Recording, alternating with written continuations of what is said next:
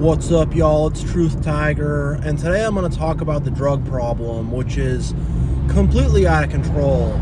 You got so many people just hopped up on the street, just totally messed up, and I have compassion for them, obviously, but it's just getting way, way out of control. I was hanging out with some friends for my birthday, and one of them got to talking. He had a few encounters he was telling some stories about, and he told me the craziest story, the craziest, most effed up story that came from a friend of his who worked as a maintenance guy in an apartment building. So apparently he walked in on a tenant who was an addict. I think this tenant was either being sponsored by the government or some kind of charity to get an apartment in this building, which I believe was in Seattle, which is across the lake from me. And I guess he walked in on an addict who chopped off his own member while very high on drugs of some kind. And, you know, that's just one gruesome. I mean, it's something that maintenance guy will never unsee. Someone just chopping off his own ding-a-ling. I didn't want to ask too many questions, like what kind of knife did he use, or what drugs was he on, or did he have mental health issues too? I don't know, but what drives someone to mutilate themselves like that, you know, in some insane high stupor? And, you know, talk about a horror story, you know, for the medics, for first responders who had to come by and see that. Like, that's horrible. That's just horrible and insane to do an act of self-harm like that. It's just brutal. And, you know, if you're not around it, you don't think about it. But if you're around it and you see it, or you've had family members or friends who've been involved in this, it's horrible. It's really, really awful. I have another friend who used to work, probably still does, work loss prevention. Basically, he's a security guard at a big department store in downtown. And, you know, there's a lot of people shooting up in the bathrooms, stealing stuff. A lot of that stuff happens. And I guess there's a guy there he caught stealing. And he had previously administered Narcan to this guy to stop him from dying from an overdose. And he said to the guy, when he caught him stealing, he's like, "You remember me?" The guy's like, "No, I don't." It's like, "Well, you know, last month or whatever it was, you had an overdose, and I gave you Narcan, and I saved your life." And the guy's like, "Oh, cool, man." And just goes about his merry way. And it's just, if you're in downtown of any major city in America, especially the West Coast, but any major city in America, you'll see this. I remember I was in downtown Seattle a couple years back, and there's this one corner, there's a McDonald's there. I mean, you won't know this if you're not from here, but it's 3rd and Union, and you go out there, it's just, the whole street is just basically taken over by people just, you know, doing illegal stuff. I remember I had to walk by there for something, and I'm trying to walk through this crowd of people. There's like a bus stop there and stuff, and people are shoulder to shoulder with me, just doing drug deals and just doing all this janky stuff. And it's just like, man, what is going on in our society? What's going on in the world? What's going on with people's life purpose? What's going on with family and community that's got people like this? But I remember I had to walk through there, the whole downtown, and just boom, the corner over there, 2 people shooting up, corner over there, another corner over there, another guy shooting up, someone nodded over, messed up, whatever, you know. And it's just real crazy, you know. I remember I lived in the Capitol Hill area of Seattle, and this was about 2 years ago, and a dude came up to me asking for money. He's just wearing a blanket, is closed, looks completely disheveled, and he's like, "Hey man, I just need $10 for whatever." I'm like, "What do you need $10 for?" He didn't answer. I'm like, yeah, I know what you need those $10 for, and it ain't happening, you know? I had another guy come up to me who looked normal enough, homeless obviously, but normal enough, and he's just like, hey man, I need $10 for some beer and some weed. I gave that guy $10 because he told the truth. But the other dude wearing a blanket, his clothes, nah, you know? Another time I was driving through that same area on Capitol Hill, some just tweaker guy grabs one of these Lime scooters, starts like spinning around to generate centrifugal force, throws the scooter into the street near my car. I don't know if this was directed at me personally or if I just happened to be driving by when this dude was tweaking out and acting crazy, but almost hit my car. I was pretty pissed off by that one, but it's just like, dude, these cities are just becoming war zones. I've seen some videos of, forget where it's called in Philadelphia. Shoot, Kensington, Philadelphia. Like, bro, there's just needles covering the sidewalk. There's more needles on the ground than there is bare sidewalk. It's just like, holy God, you know? I mean, you know, if you're in Seattle, where I used to live, like, you walk by, there's needles everywhere. You know, you walk, oh, there's another needle. That's cool, you know? It's just, it's real crazy out there. It's real bad out there. And, you know, we really got a drug problem. We really got so many people that are just getting messed up on bad drugs. And it's just getting more crazy, you know, with the fentanyl and stuff. And I heard a story about a daycare center in New York somewhere. And I guess, you know, one of the boyfriend or a brother or some guy who was a part of the family who ran the daycare center, he had some fentanyl, and I guess one of the kids just like touched the fentanyl and it killed the kid. And I guess this fentanyl stuff, it's so easy to OD and die on it. Just one little touch and you'll OD. And it's just like, dude, like this, I mean, courtesy of the pharmaceutical companies, thank you for that. Thank you for putting that into the world. I guess people need it for pain management or whatever, but it seems like a really nefarious, brutal drug to me that could just kill someone in one little touch. It's like, dude. And, you know, I don't even know the numbers on this, but how many people are dying from overdoses every day out there? Probably a lot. Probably more than they'd want you to know about. Jeez, man. I got another story from, this is from a while back. This is from, gosh, this is probably like 13 years ago when I was quite younger. I was working this job going door to door, you know, knocking on people's doors, trying to get them to set appointments to buy windows and roofs and stuff. Not a great job. I was around some sketchy people, and I remember there's a guy I was working with.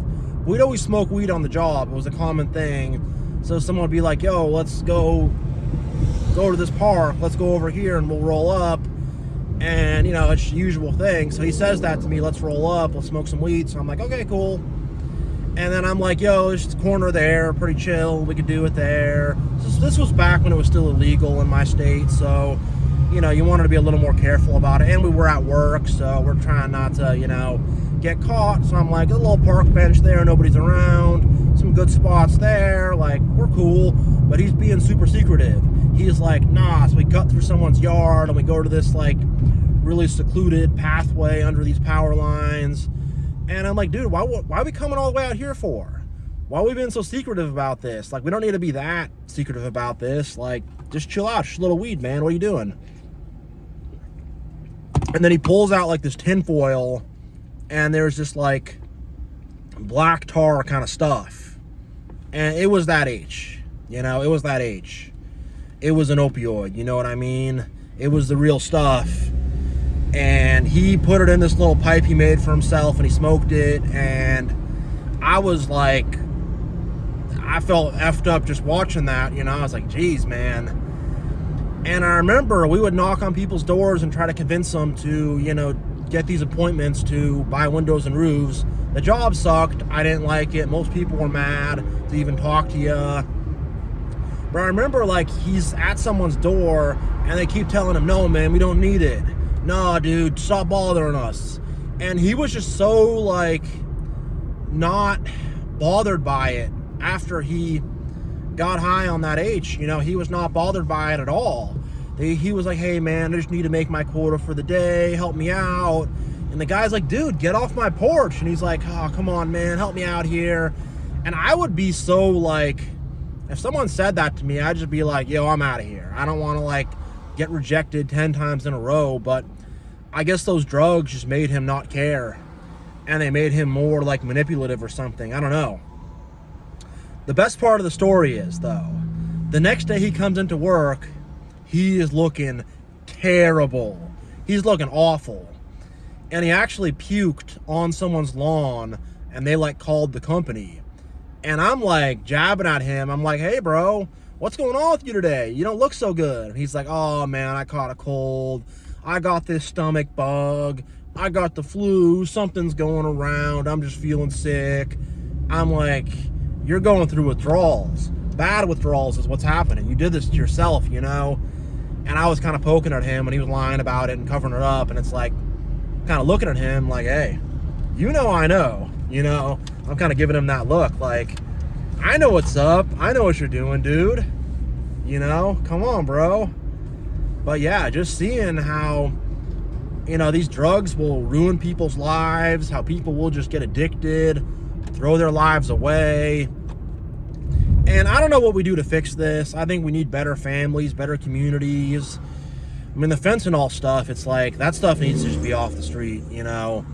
And all the opioids. Like, I've had a family member who got addicted to an opioid pill, and, you know, they hid it for me when I was a little kid, and I found out when I was older, and it hurt a lot, especially because who they were to me and my family. It really hurt a lot to find out that they had just been high for most of my childhood. And, you know, this family member hid it. You know, they worked a job and, you know, seemed normal and seemed productive, and, you know, but they were very high, like 24/7 on these pills, you know, and it's horrible. It's horrible. You know, and I'm not going to say I'm perfect. I smoke some weed and stuff. I'm not perfect at all, but I see with these opioids and these other kind of more nefarious drugs, like, they really ruin people's lives. They ruin people. They ruin families. It's just, it's awful. It's awful to see the effect they have. And, you know, you go around most of these cities and downtown and stuff, and it's just people slumped over. People living in tents. People just messed up on this stuff left and right. And nobody really cares. You know, no one really seems to give a crap about, one, enforcing the law, and two, you know, figuring out what's going on, what kind of treatment these people need, you know, why is this stuff happening? But man, like, that's just such a fast, easy way for people to ruin their lives, you know. And I've heard stories from addicts who have recovered, and they're going to the dealer to get some of that H or some, you know, hardcore stuff. And the dealer's like, bro, don't take this stuff. Don't do it. It's going to ruin your life. You're going to get addicted. And they're like, hit me with it. And then, you know, 3-4 years later, just effing up their life on these drugs, man. On these drugs, dude. And, you know, circling back to the beginning of my video, someone got so high and so in a weird state of mind that they literally chopped their own little fella off, you know. It's horrible. I mean, this drug stuff is horrible, and I've seen so many people and met so many people who've had their lives just effed up with drugs, effed up with it. And I guess people have a void on the inside. They're empty on the inside. They have pain, trauma. I don't know. Some people maybe just want to party and get stupid. I don't know the motivations for everybody. I think the vast majority of addicts have deep childhood trauma, deep pains, you know. It's funny, when I first started my channel, I met a guy outside my apartment. We're walking on the trail talking together, and he was a good guy, but I could tell he was in a bad way. And he first offered me a beer that he had in his backpack. I'm like, nah, dude, I'm not gonna have a beer. I'm good. you know, and then he offered me some other stuff, and I'm like, no, bro, you shouldn't do that other stuff either, man. And I was concerned for the guy, you know. He was a good guy, but he just got caught up in some bad stuff, you know, and I think there's a lot of people like that. And, you know, there's some people that are not good people, you know. I know the same friend who told me the story about the guy who chopped his little fella off. He was working at a Starbucks, I think managing a Starbucks or something, and, you know, just crazy people who are on relapses or drugs or whatever would come in and start yelling and start acting nuts and, you know, trying to do drugs in the bathroom and stuff. You have to deal with that constantly. And, you know, you will. If you work at a Starbucks in a big city, especially on the West Coast, or if you work at a Nordstrom's or a Macy's or something like that, it's just going to be that 24/7, you know, and it's exhausting to be around it. I remember I went back to that old Capitol Hill neighborhood in Seattle that I lived at. I drove over there to visit a barber that I knew, and the ambulances are going, the fire trucks are going, someone's ODing, someone's messed up, somebody died, somebody this, somebody that, and just like the psychic chaos of that. I'm like, I gotta get out of here. This is just messing with my head, seeing all this, being around all this, just this suffering, just this neglect, just this weird stuff, and people just kind of don't care. They ignore it. And, you know, I hear stories of people getting attacked. Some random crazy drug addict or someone with mental health issues or both or whatever will just freak out and start punching people or whatever. I don't know. I saw a dude, I've told this story before, but I saw a dude shot putting like rocks into the street in that same Capitol Hill area. I told him to stop. He did. But he's just taking these big rocks and just shot putting them into the street, shot putting them across the sidewalk, just doing like the homeless Olympics or something. I don't know, but I'm just like, man, that's dangerous. One of those rocks could just freaking hit somebody. But most people, they don't care. They just ignore it. They're just like, whatever. They just try not to see it. And it's like, you know, you can only ignore something so much before the problem just gets worse and worse. And you can move to the suburbs like I am, but it's going to start to show up in the suburbs too. It's going to start to show up everywhere. So, yeah, you know, I just want to give my 2 cents on this crazy drug problem, this drug epidemic that we're facing as a nation, as all of humanity, of people just getting so messed up on these drugs and hurting themselves, hurting others. And yeah, you know, that's probably going to be it for me on this topic, but I just had to speak on it, you know. So thank you all so much for watching. Much love. God bless. And I will see you all next time.